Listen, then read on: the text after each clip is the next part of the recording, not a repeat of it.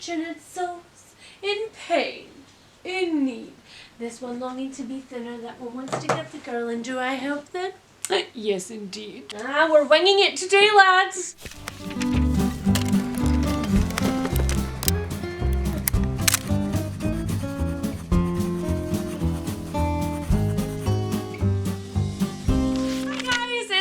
And welcome to Tops and Bottoms. If you're new here, Tops and Bottoms is the way that I wrap up my reading month by talking about only the bestest of the best and the worstest of the very worst. The eagle-eyed amongst you may also have spotted that we are downstairs in my newly painted and carpeted living room. It's very nice on my tootsies, but I am not actually down here enjoying the new decoration and the plant ambience. I am instead overseeing kitten integration. McNabb has chosen today as the day that he will venture into the living room when all of the dogs are here. Currently under the couch, they have no idea this could change at any minute, so let's get started. My reading month of, what month am I wrapping up? April. That's the month. My reading month of April was not quite as productive as I had planned. But that's okay, because you know what? Reading is a hobby. That's right. Something we're meant to have fun with, which means it's not something that we're meant to hit ourselves over the head with and call ourselves failures for. None of that on my channel.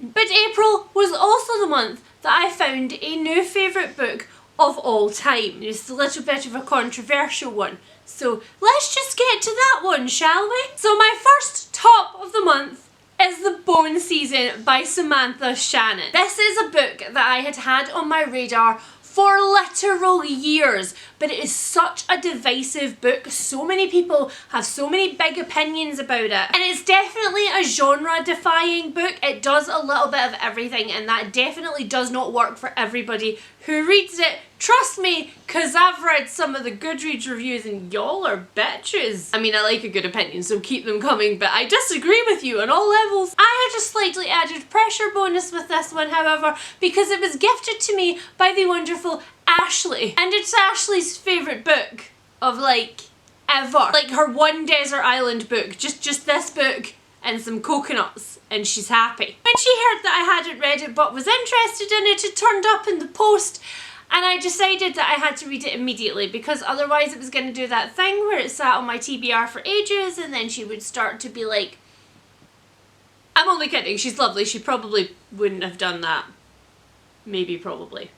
But I am so incredibly glad that I jumped onto the back of that hype train and rode it all the way to the station, because it was amazing. Unintentional train humour, for those of you who've read the book. If you know, you know. Samantha Shannon has called this one a dystopian on an epic fantasy scale, and I think I'm going to go with that. I think that's probably the easiest way to sum up what's going on here. In the not so distant future, we are dropped into a very different version of London. This is a London controlled by the Scion government, whose one big deal is that they don't like clairvoyance, and they think they should all basically be exterminated. In this world, the veil between our world and the ether is very, very thin, and lots of different people have lots of different ways to contact the other side. Some see ghosts, some read tarot cards, some are mediums that allow themselves to be possessed. Essentially, if you like Lockwood & Co and you want it to be just a touch creepier,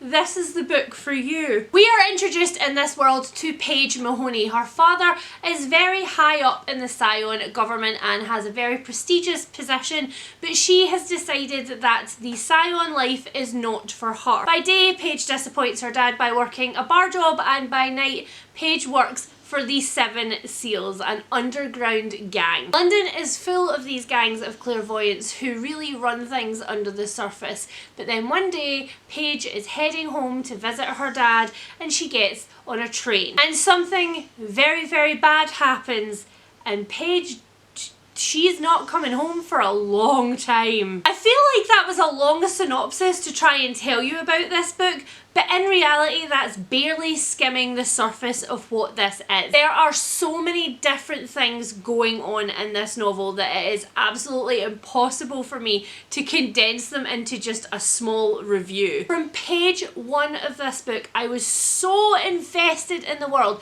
I was so invested in understanding all of Samantha Shannon's different different levels of clairvoyance and her different systems. Samantha Shannon's writing is so layered. She's thought about every single aspect of this world, from how the clairvoyance works, so essentially how the magic system works, to like the politics and the religious stuff, the history and uprisings and political freedoms, and how things from the past feed into things that happen during the book that just smack you in the face. This one is also such a nail biter. From the very first page, there's action. There is literally not a pause. You do not get a breath from the start of this book all the way through to the end, and it's not a small book. So in order to keep up that kind of pace, I had to be really gripped, and I gotta say, this was the only thing that I was reading. I was not reading anything from my TBR at the same time as this. I was interested in nothing. But the thing that really got me, the thing that immediately made me want the rest of the books in this series, is the characters. I got so incredibly invested. I guess there are parallels to be drawn between like Paige and Katniss Everdeen, because it really does feel like that kind of dystopia, like one person against everything else trying to work in a corrupt system. But I will say that Paige annoyed me far less than Katniss did. And not only was I really invested to find out what was happening with Paige, but every single side character that was introduced I fell in love with. For me, that only really happens in found family novels. These clairvoyants live in an underworld where if their gang leader doesn't take them under his or her wing, they're pretty much left to fend for themselves. It is a brutal world. Which, yeah, brings me to the other point where if you really like some of the characters, just don't get too invested. That's all I'm saying. I'm so salty. So salty. One character that I'm not over it. I'm not over it. It's not okay. No, okay. I honestly can't tell you any more about this without spoiling it, because there are so many plot points in here. But really, if any of the things that I have suggested to you make you want to pick this up, don't hesitate, do it now. Ignore all of the hype and just jump in with both feet, because I guarantee you that if nothing else, this will elicit a strong response in you.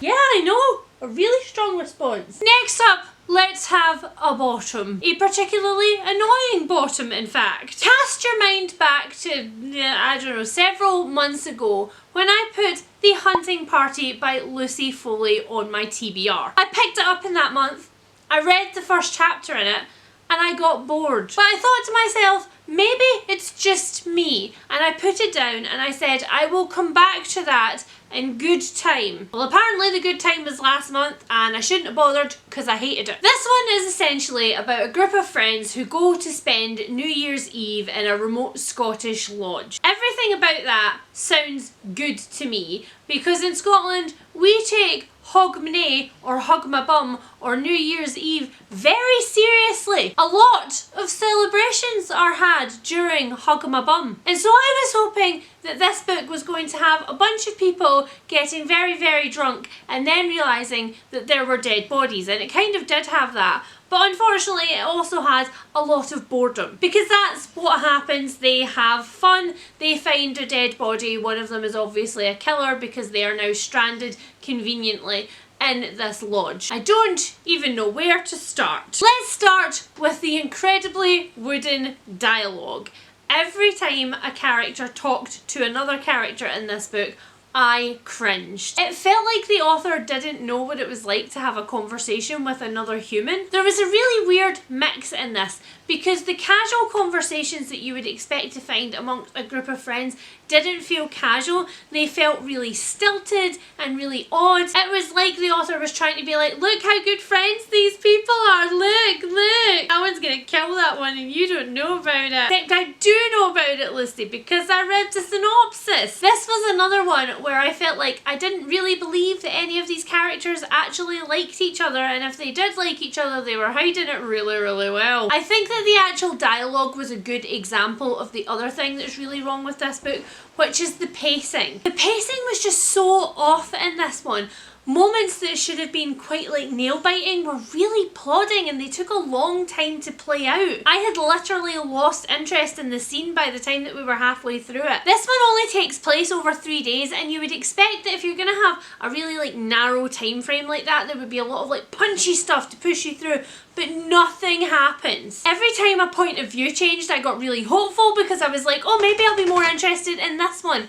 Never happened. But I think the worst thing about this plot, or at least the amount that I read, which I would say was probably like 2/3 of it before I gave up, was that it just feels like it's been done. Everything in it feels like it's been done. It says that it's for fans of Agatha Christie and Ruth Ware, and by that I think they mean it's for fans of people who do locked room mysteries. Except you have to bring something new to the table when you do a locked door mystery, because it's literally been done 100 times. And in this case, there was nothing new, and all of those other 100 times were better. So unfortunately this one was a slow plod of doom for me, and I don't think I'll be picking up anything else by the author. Womp womp.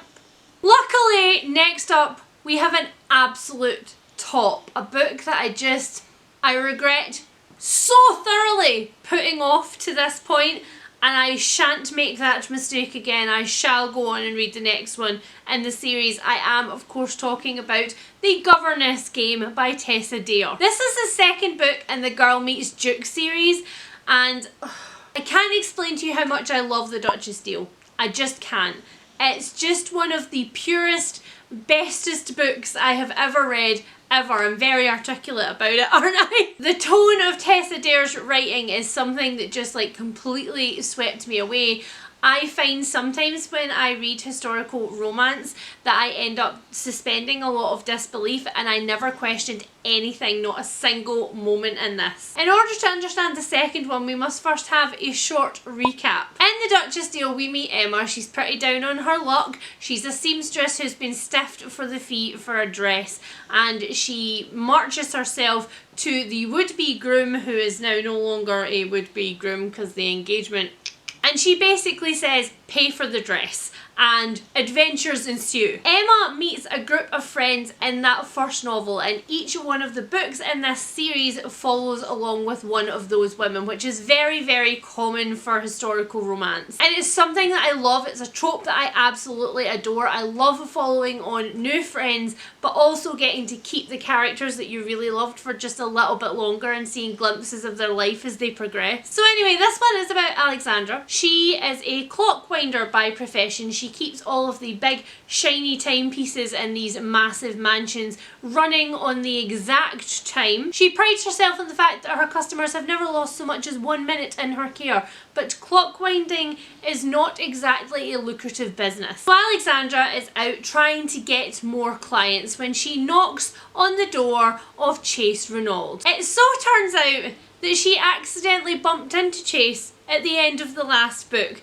but she didn't know that this was his house. Her friends have been nicknaming him the bookshop rake, and indeed a rake he is. She's swept into a room where he is in a complete state of undress. There are no socks, but it doesn't matter because he steamrollers her into taking the job. He assumes that she is there for the governess job, not to wind his clocks. And as Alexandra has very little money at this point, she thinks that this is probably a very good idea, albeit she does not want to be a governess. I was a little bit worried about this one. I was a little bit hesitant, I think, because I don't like the governess trope. I don't like when children are used as a way to make the male lead seem more sympathetic. I don't like the idea of a woman being motherly as an attractive quality. It just all creeps me out a little bit. It's not my favourite thing at all. I didn't need to worry about that in the slightest, because the kids in this book are amazing, and they're also absolutely irredeemable little shits, and it's great. The first time we meet the kids in this book, they are having a funeral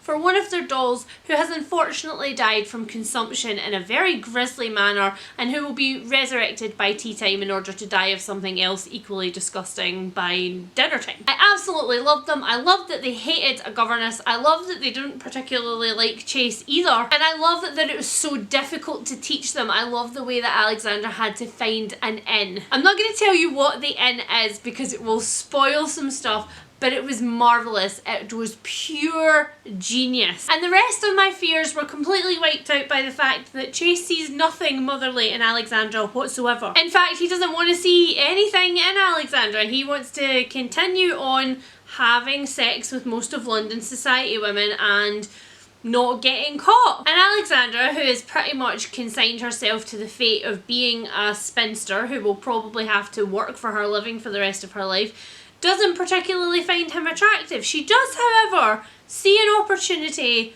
of perhaps trying out a few things, and that's just how that goes, and it's marvellous. The thing that I really love about Tessa Dare is that her heroines do not suffer fools gladly, and by that I don't mean that they're the kind of not like other girls thing that can sometimes happen, which is just super tiring. They're forthright and strong and sarcastic and very well educated and sometimes better informed than the men, but they're also very vulnerable in their own spaces, and they're very vulnerable within their friend group, which really comes together in this novel, and it really warms my heart. Their friendships make this book for me. It wasn't just the relationship, although I have to say I think I love Alexandra and Chase's relationship more than I liked Emma's relationship with the Duke in the first book, which I didn't think could be topped. So yes, I thoroughly think that if you've been putting off Tessa Dare, you need to stop it immediately. It is literally the best medicine for your brain. And the audiobooks are freaking amazing. I love them so much, and I definitely think you should check them out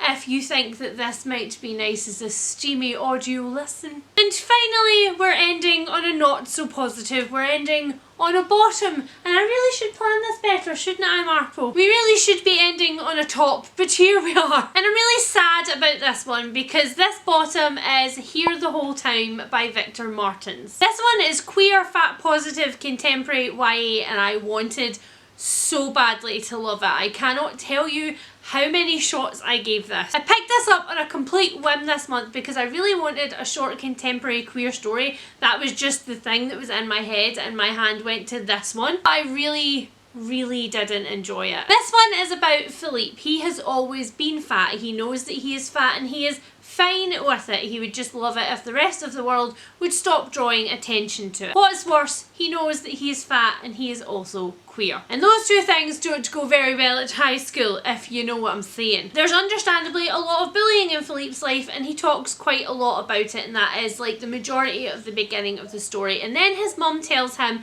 that one of his neighbours is going to spend the next 15 days in their apartment while his mum is elsewhere. And he freaks because he has had a crush on this neighbour for a very long time. 15 days seems like a really short amount of time to be able to screw things up in, and yet a really long amount of time to drag it out over. Unfortunately, there were quite a few things that I didn't like about this book, and the first thing was Philippe's voice. He didn't feel to me like an authentic teenager. His entire personality was like cobbled together from references that I don't think are going to weather very well about bands that are popular and magazines that he's into, the kind of clothes that he'd like to wear if he wasn't fat and he could find clothes in his size. And while nothing in there was like offensive or really out of place, it just also didn't gel together for me. I just never really believed his voice as a narrator. And I think that's a hard place to start from if you're already not gelling with the main character's voice and it's told in first person. It's kind of all downhill from there. But the other thing that I really didn't like about this one was that I didn't enjoy the fat representation. I felt like it was such a large part of his personality that it subsumed all of the other parts that were interesting. And while I understand that this is meant to be a fat positive narrative, and so obviously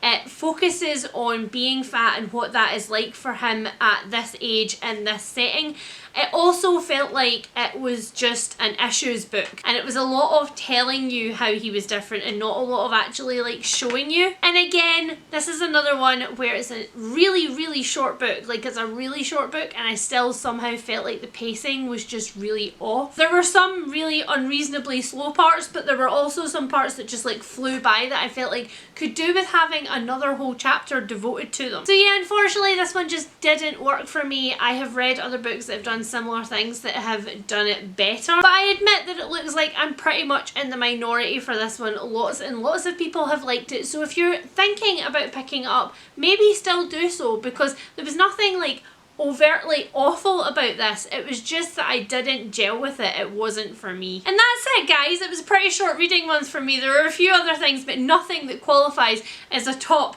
or bottom. We're only a couple of days into May and it's already shaping up to be a better reading month than April was, so little flag waving for me. Next month, hopefully my tops and bottoms is an absolute bumper video that I'm trying to cram things into to tell you about. In the meantime, as always, if you have read any of the books that I've talked about today, please tell me about it down in the comments. If you are considering picking them up because of my wonderful glowing recommendations, then also tell me about that. And of course, based on these recommendations, if you have any books that you would like to tell me about, I would very much enjoy that. It's coming up to the end of my book buying ban and my book spree list is getting longer. It's getting longer, but keep piling them on there. I like some choice. I'm terribly sorry for the lighting in this video. The kitten has still not appeared from under the couch, so who knows how long I will be trapped here. If you enjoyed this video, please consider giving it a thumbs up so that other people can come and get all of the good top recs. And if you're new here because some kind soul thumbs me up into your sidebar,